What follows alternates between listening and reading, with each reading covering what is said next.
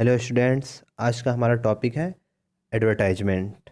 Okay, इसको सभी जानते होंगे वैसे पहले से एडवर्टाइजमेंट होता क्या है। फिर भी यहाँ डेफिनेशन लिखा हुआ है, देख लीजिए।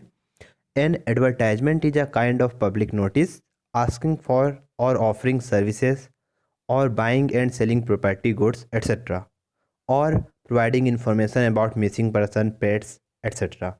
मीन्स एडवर्टाइजमेंट क्या है आपका?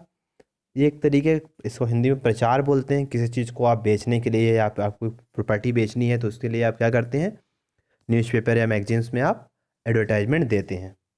ओके, कई बार जो आपकी एडवर्टाइजमेंट होती है वो मिसिंग पर्सन पेट्स इनके लिए भी होती है। ठीक है, अगर कोई आपका पेट्स मिस हो गया है, फिर कोई पर्सन मिस हो गया है, आप लोग न्यूज़पेपर में देखते होंगे, उनके लिए भी एडवर्टाइजमेंट होती है। ओके, तो एडवर्टाइजमेंट दो टाइप के होते हैं। First classified advertisement and second commercial advertisement. Okay, दोनों को समझ लीजिए। इसमें से आपको मेनली पढ़ना है क्लासिफाइड एडवर्टाइजमेंट। ओके ओके, तो क्लासिफाइड एडवर्टाइजमेंट के लिए क्या होते हैं, अलग से न्यूज़पेपर या मैगजीन में कॉलम दिए होते हैं, एक साइड में अलग से लिखे होते हैं। इनमें वर्ड लिमिट होती है, इनमें कोई ड्राइंग नहीं होता है। ठीक है, तो इसलिए थोड़े से क्या होते हैं, कम पैसे, मतलब सस्ते होते हैं। कॉमर्शियल एडवर्टाइजमेंट के हिसाब से इनमें कम पैसा लगता है ना, क्लासिफाइड एडवर्टाइजमेंट में। अब कॉमर्शियल क्या होता है, देखिएगा। कॉमर्शियल एडवर्टाइजमेंट क्या होते हैं, ये कॉमर्शियल पर्पस के लिए होते हैं और ये ज़्यादा स्पेस लेते हैं न्यूज़पेपर में, और ये कॉस्टली भी होते हैं। ठीक है, इनमें क्या होते हैं, must be attractive with यूजुअल्स, means अच्छे ड्राइंग होंगे या अच्छी पिक वगैरह होगी। ठीक है, अच्छी स्लोगन होगी। मीन्स ये थोड़े से एडवर्टाइजमेंट क्या होते हैं, महंगे होते हैं। आप न्यूज़पेपर में जो बड़ी बड़ी एडवर्टाइजमेंट देखते हो, किसी भी चीज़ की जो ड्राइंग बने रहती है मोबाइल वगैरह की या फिर पिक वगैरह रहती है, वो जो एडवर्टाइजमेंट होती है वो कॉमर्शियल एडवर्टाइजमेंट होती है। इसके लिए ज़्यादा पैसे लगते हैं। ओके, और क्लासिफाइड के लिए कम। यहाँ हमको क्लासिफाइड एडवर्टाइजमेंट ही पढ़ना है, क्योंकि कॉमर्शियल एडवर्टाइजमेंट का कोई एक तरीका फिक्स नहीं है, उसको आप जैसे चाहो वैसे बना सकते हो अट्रैक्टिव। लेकिन क्लासिफाइड के लिए बहुत सारे रूल रूल फॉलो करने पड़ते हैं। ओके, तो देखिए सबसे पहले, ओके तो देखिए important feature of classified advertisement. First, यहाँ पे नो ब्लॉक्स नो डिजाइन, मतलब कोई डिजाइन नहीं रहेगा। In the language to be factual simple, और लैंग्वेज कैसी होनी चाहिए, फैक्चुअल और सिंपल। ओके, टू द पॉइंट आपकी बात होनी चाहिए। ठीक, आपको छोटा लिखना है लेकिन ऐसा लिखना है कोई भी इंपॉर्टेंट बात छोटे ना। ओके, अब ये सब जानकारी के बाद आप ये याद रखेंगे कि सबसे पहले आपको एडवर्टाइजमेंट रहेगा तो उसके टॉप में आपको टाइटल लिखना है, जैसे कि टू सेल टू लेट। ठीक है, कैटेगरी आपको लिखना होगा। दूसरा, give all necessary detail in points using comma, mean जितने भी इंपॉर्टेंट डिटेल है सबको आप क्या करोगे, कॉमा दे दे के आपको लिखना है। ओके, और एक बात सबसे याद रखोगे, लास्ट में आपको आपका कॉन्टैक्ट एड्रेस नेम और टेलीफोन नंबर लिखना ज़रूरी है, ताकि एडवर्टाइजमेंट को देखने वाला या पढ़ने वाला आपसे कांटेक्ट कर सके। और put the matter in a box, और जो भी आपका एडवर्टाइजमेंट का मैटर होगा उसको आप एक बॉक्स के अंदर लिखोगे। ठीक है, एक बॉक्स भी बनाए होंगे। और यहाँ पर एक बात और याद रखोगे, वर्ड लिमिट होगी आपकी 50, मीन्स 50 से कम। ओके, अब यहाँ पर देखिए।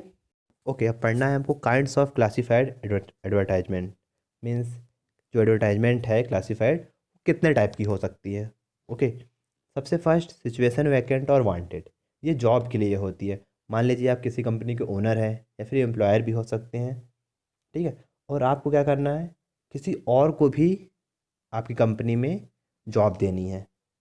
ओके, तो आप इसके लिए क्या लिखोगे, सिचुएशन वैकेंट या फिर वांटेड। वांटेड मीन्स होता है चाहिए।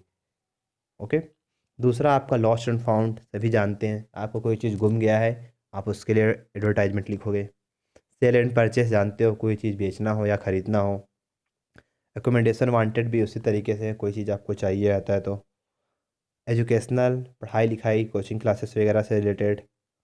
ओके, मैट्रिमोनियल्स, जानते हो शादी वगैरह के लिए एडवर्टाइजमेंट। उसके बाद टू लेट।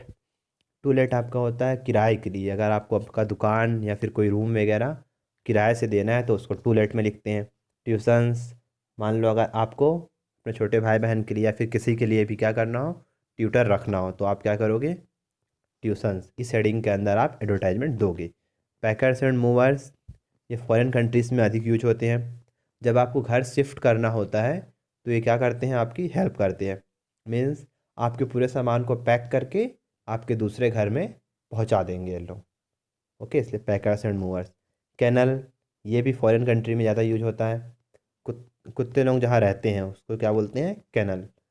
मान लीजिए आप जो कोई कुत्ता पाले हो और आप कहीं बाहर जा रहे हो, किसी दूसरे सिटी में जा रहे हो एक हफ्ते के लिए, जहाँ पे आप कुत्ते को ले जा नहीं सकते, और आपके आसपास कोई पहचान वाला नहीं है जिसको कि आप दे सको, तो आप क्या करोगे इस कंडीशन में, अपने कुत्ते को कैनल में जाके छोड़ोगे। ट्रेवल एंड टूर जानते ही हो। ओके, अब स्टार्ट करते हैं first, situation vacant. Situation vacant के लिए आपको, ओके तो यहाँ पे देखिए, आपको सिचुएशन वैकेंट का एडवर्टाइजमेंट लिखना कैसे है, उसमें क्या क्या मेन पॉइंट्स है वो। आप ये सोचिए कि आप किसी को जॉब के लिए रख रहे हैं ना, आप उसके लिए एडवर्टाइजमेंट दे रहे हो, तो आप क्या क्या बात बताओगे। सबसे first, specify the post and number of vacancies. आपको ये बताना पड़ेगा कि आप आपके पोस्ट का नाम क्या है, आप किस पोस्ट के लिए वैकेंसी निकाले हो। Second, quality of the person required. Second, आप ये लिखोगे कि आपको जो पर्सन चाहिए उनकी क्या क्वालिटी होनी चाहिए, मीन्स कितना आपको डिग्री क्या चाहिए, MSc M.Com समथिंग, ठीक है। उसके बाद नेम ऑफ द कंपनी, आप चाहो तो अपनी कंपनी का नाम बता सकते हो। उसके बाद आप age and sex of the candidate, ठीक है। उसके अगर आपको चाहिए, जैसे आपका कोई काम है जो कि मात्र 30 साल से कम वाले ही कर पाएँ, ऐसा कुछ काम है तो उसके लिए आप एज लिमिट रख सकते हो। या फिर सेक्स, जैसे कि मेल या फिर फीमेल। कुछ काम होता है जैसे कि रिसेप्शनिस्ट वगैरह, उसके लिए फ़ीमेल कैंडिडेट ही रखा जाता है, अधिकतर लोग फीमेल ही रखते हैं, ठीक है। और कुछ काम ऐसा होता है जैसे कि आप क्या बोलोगे, वॉचमैन वगैरह का समथिंग जॉब रखना है, तो उसके लिए आप कैंडिडेट क्या रखोगे, मेल रखोगे। तो इस हिसाब से आप age and sex of candidate वो ही बता सकते हो। उसके बाद pay scale and perks. Pay scale अगर आप बताना चाहो तो कि आप सैलरी कितनी दोगे वो बता सकते हो। उसके बाद mode of applying, means online apply कर सकते हैं कि आपके पास आके लिख कर देना पड़ेगा समथिंग वो। और सबसे लास्ट में contact address and phone number. यहाँ पे दिखाया हुआ है, आपको देखिए ध्यान से, एडवर्टाइजमेंट है, इसको आप रोक के स्क्रीनशॉट ले लीजिए। ओके, यहाँ पे देखिए ध्यान से, सबसे पहले आपको बॉक्स के अंदर में लिखना है ना। सेकंड, आपका जो टाइटल होगा, जो हेडिंग होगा, वो देखो सिचुएशन वैकेंट, ऑल कैपिटल में लिखना है, ध्यान से देखोगे। नेक्स्ट देखिए स्टार्ट कैसे हुआ है ना, wanted a small confident PA stenographer for a leading export house. सबसे पहले आप बता दिए कि आप किस पोस्ट के लिए वैकेंसी निकाले हो। उसके बाद बताया क्वालिफिकेशन, आपको चाहिए क्या, क्वालिटीज़ क्या चाहिए, क्वालिफिकेशन क्या होना चाहिए, ग्रेजुएट। एज बता दिया 25 to 30 ईयर्स, यहाँ पे मेल या फीमेल ये नहीं बताया गया है, ओके। इसके बाद आपको और कुछ क्वालिटी चाहिए जैसे कि टाइपिंग स्पीड, ओके। देखिए उसके बाद नेक्स्ट पॉइंट आपका क्वालिटी बताने के बाद सैलरी निगोशिएबल। यहाँ पर निगोशिएबल मतलब क्या होता है, मीन्स जो सैलरी है वो बातचीत करके आप डिसाइड कर सकते हो, ओके। और सबसे लास्ट में आपको बता देना है कि आपको कांटेक्ट कैसे किससे करना है, यहाँ पे बता दिए हैं। और आपको अपना एड्रेस और फ़ोन नंबर दे देना है एडवर्टाइजमेंट के लास्ट में। लगभग हर तरीके के एडवर्टाइजमेंट आपको ऐसे ही लिखने हैं। यहाँ पे कुछ और भी मैं सैंपल दिया हुआ हूँ, ओके। इसको एक्सप्लेन नहीं किया हूँ मैं, बस आप पॉज करके स्क्रीनशॉट लेके आप देख लीजिए बाकी सबको। Okay, thank you.